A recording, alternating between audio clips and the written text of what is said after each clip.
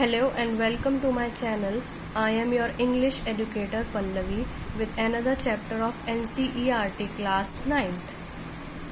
First of all, let us discuss the title of the story. पहले हम इस story का टाइटल डिस्कस करते हैं जिसका नाम है In the Kingdom of Fools, which means the state where people are not so wise. इस हेडिंग का मतलब है एक ऐसा राज्य जहाँ पे लोग तो इतने समझदार हैं नहीं और ना ही वो इतने वाइज हैं, उनमें बुद्धि नहीं है इतनी सोचने समझने की. In this story the king, his ministers and his advisers are fools. When this kind of people rule the kingdom, then what happens has been told in the story. अगर ऐसे मूर्ख लोग, चाहे वो राजा है, उसके मंत्री हैं या उसके सलाहकार हैं, एडवाइजर्स, वो रूल करेंगे तो क्या होगा, उस बारे में ये स्टोरी है. Let's get started.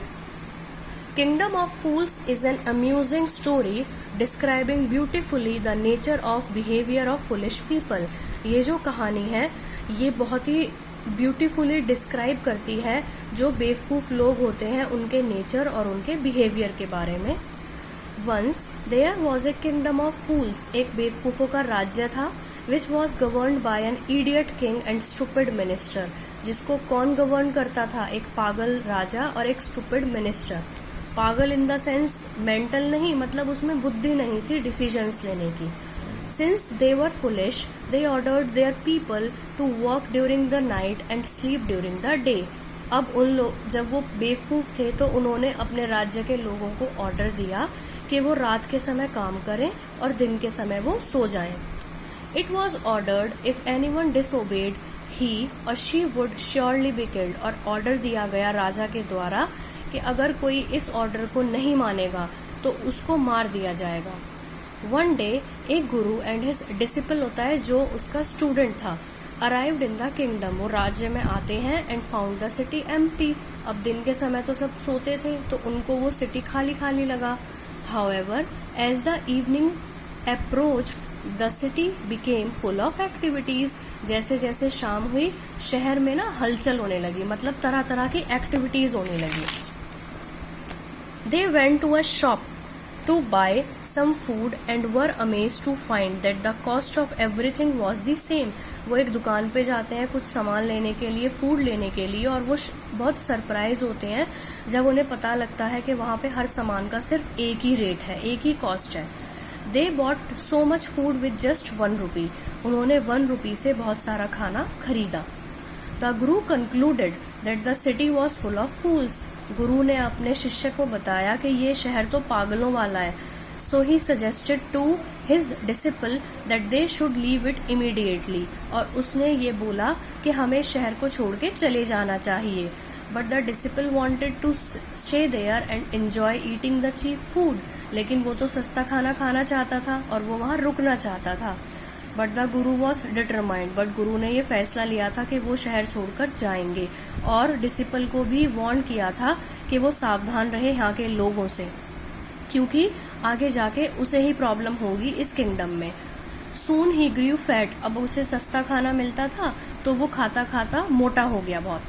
One day a curious incident happened at the kingdom of fools. एक दिन बहुत ही अजीब सा, बहुत ही इंटरेस्टिंग सा इंसिडेंट होता है राज्य में. क्या इंसिडेंट होता है? A thief broke into a rich merchants house. एक चोर आता है बहुत ही पैसे वाले मर्चेंट के हाउस में. And as he was sneaking out, जैसे ही वो घर से बाहर निकलता है जो दीवार होती है मर्चेंट के घर की वो गिर जाती है और थीफ मर जाता है. The thieves brother demanded justice. अब जो चोर का भाई था उसने न्याय की अवहेलना करी, बोला कि हमें जस्टिस चाहिए राजा से. He accused the merchant of getting a poor quality wall. अब राजा तो बेवकूफ था, खुद तो डिसीजन ले नहीं सकता था. उसने बोला कि जो पनिशमेंट दी जाएगी वो मर्चेंट को दी जाएगी क्योंकि उसने बहुत सस्ती क्वालिटी का सीमेंट लिया था दीवार बनाने के लिए. The foolish king assured the thief's brother of justice. अब जो चोर का भाई था उसे ये एश्योर किया गया कि एक तरह से सांत्वना दी गई कि हाँ उसे जस्टिस मिलेगा. He sent for the merchant and declared that he would be punished. उसने मर्चेंट के यहाँ भेजा और डिक्लेयर किया कि उसको पनिशमेंट होगी. अब पनिशमेंट की बात सुन के मर्चेंट ने रिक्वेस्ट किया राजा से, क्योंकि उसने वो दीवार नहीं बनाई थी। दीवार तो ब्रिकलेयर ने बनाई थी जिसने ईंटें रखी थी, और दीवार बहुत साल पहले बनी थी। The bricklayer pleaded to the king it was not his fault as he had been distracted by a dancing girl who kept moving and going with her anklet jingling। अब जो ईंटें लगाने वाला था उसने रिक्वेस्ट की राजा को कि उसे पनिशमेंट ना दी जाए, क्योंकि ये उसकी गलती नहीं है। एक लड़की जो पायल पहन के डांस करती थी या इधर उधर जाती थी, मूवमेंट करती थी, उसकी वजह से वो डिस्ट्रैक्ट हो जाता था और अपना काम सही से नहीं कर पाया।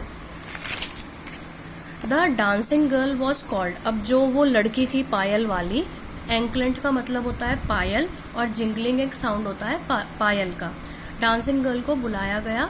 She had become quite old now, अब वो थोड़ी बूढ़ी हो चुकी थी। उसने रिक्वेस्ट की कि वो उसे पनिश ना करे, क्योंकि एक ज्वेलर के पास उसने पायल बनने के लिए दी थी और वो उसे बार बार बोलता था मूवमेंट करने के लिए, इधर से उधर पायल पहन के आने जाने के लिए।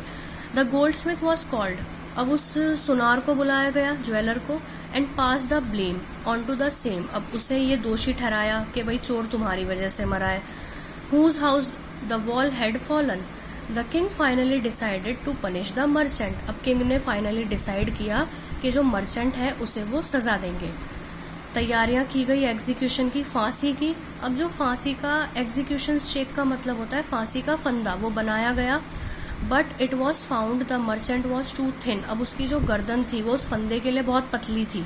अब राजा तो बेवकूफ था, उसको तो कोई ना कोई चाहिए था जो फांसी के फंदे पर लटका सके और लोगों में राज्य के बोल सके कि हाँ उसने एक जस्टिस किया।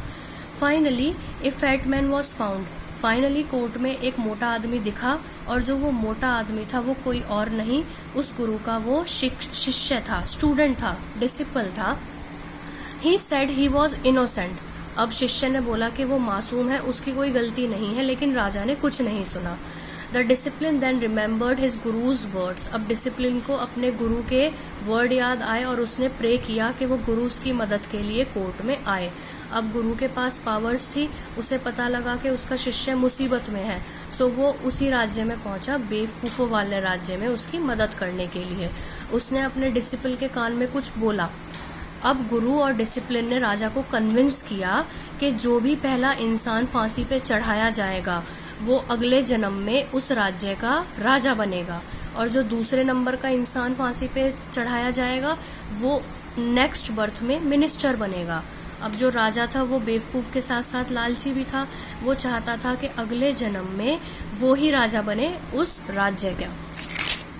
He wanted his foolish minister to be his minister in the next birth, वो अपने मिनिस्टर को चाहता था कि अगले बर्थ में भी वो उसका मिनिस्टर बने। सो उसने डिसाइड किया कि वो खुद को और उस मिनिस्टर को फांसी पर चढ़ाएगा। उसने ऑर्डर दिया गुरु और डिसिपल को कि वो कोर्ट छोड़कर जा सकते हैं। King's man executed the king and the minister considering them to be the guru and the disciple, अब जो किंग के आदमी थे, उस किंगडम के राजा के आदमी थे, उन्होंने राजा के कहने पे राजा को और उसके मंत्री को फांसी पे चढ़ाया। अब बाद में जब उसकी बॉडी डिस्पोज की गई, उनकी बॉडीज जब डिस्पोज की गई एक तरह से कॉफिन में या whatever there disposing method is, उन लोगों को पता लगा कि आखिर में सच क्या था। गुरु ने और डिसिपल ने झूठ बोला था बचने के लिए। So from this story we get the moral lesson that if a supreme power is there, अगर कोई हमसे ऊंची अथॉरिटी है और वो डिसीजन लेने में सक्षम नहीं है, सक्सेसफुल नहीं है, तो जो बाकी उसके नीचे काम करते हैं they are also not even able to take the decisions and do the work properly.